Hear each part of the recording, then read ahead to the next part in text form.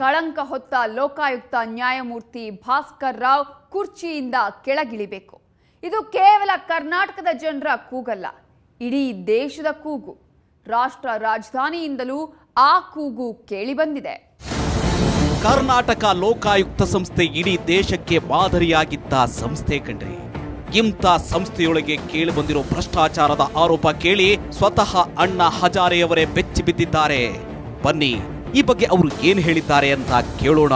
कर्नाटक में लोक आयुक्त बल के जो भास्कर राव की नियुक्ति हुई थी, उनका बेटा उन्होंने करप्शन किया करके मैं अखबार में पढ़ा. अपना बेटा ऐसे गलत काम कर रहा है, इसकी नैतिक जिम्मेदारी को स्वीकार करते हुए तो अभी देर नहीं करना चाहिए. जो जिम्मेदारी स्वीकार कर इस्तीफा देना चाहिए, ऐसे हमें लगता है. ಎಸ್, ಲೋಕಾಯುಕ್ತ ನ್ಯಾಯಮೂರ್ತಿ ಭಾಸ್ಕರ್ ರಾವ್ ತಕ್ಷಣ ರಾಜೀನಾಮೆ ನೀಡೋದು ಅವರ ಘನತೆಗೆ ಒಳ್ಳೆಯದು ಅನ್ನೋದು ಅಣ್ಣಾ ಹಜಾರೆಯವರ ಆಗ್ರಹ. ಅದೇ ರೀತಿ ಸುಪ್ರೀಂ ಕೋರ್ಟ್ನ ಹಿರಿಯ ವಕೀಲರಾದ ಪ್ರಶಾಂತ್ ಭೂಷಣ್ ಭಾಸ್ಕರ್ ರಾವ್ ರಾಜೀನಾಮೆಗೆ ಆಗ್ರಹಿಸಿದ್ದಾರೆ. ಜೊತೆಗೆ ಪ್ರಕರಣವನ್ನ ಸಿಬಿಐ ತನಿಖೆಗೆ ಒಪ್ಪಿಸಬೇಕು ಅಂತ ಒತ್ತಾಯಿಸಿದ್ದಾರೆ. In these circumstances I think it is proper for him to resign and step down, failing which I think he needs to be impeached, and of course a very serious investigation, criminal investigation by an independent body like the CBI or the SIT should be set up to investigate these charges against him.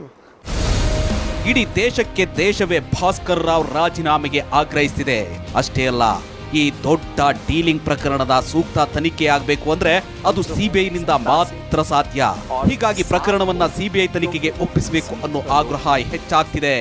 Karnataka ने पूरे देश को लोकायुक्त के मामले में एक नई दिशा दिखाई थी.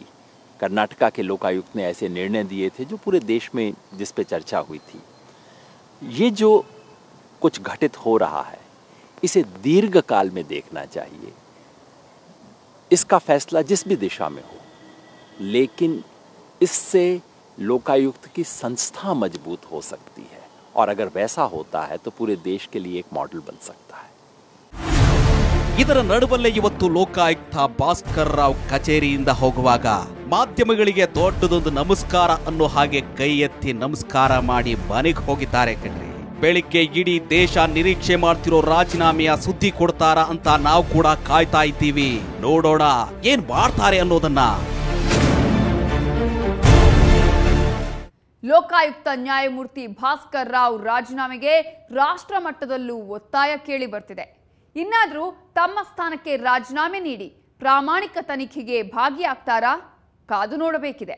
ಇದೇ ಇವತ್ತಿನ ವಿಶೇಷ. ನೇರ, ದಿಟ್ಟ, ನಿರಂತರ ಸುದ್ದಿಗಾಗಿ ನೋಡ್ತಾ ಇರಿ ಸುವರ್ಣ ನ್ಯೂಸ್.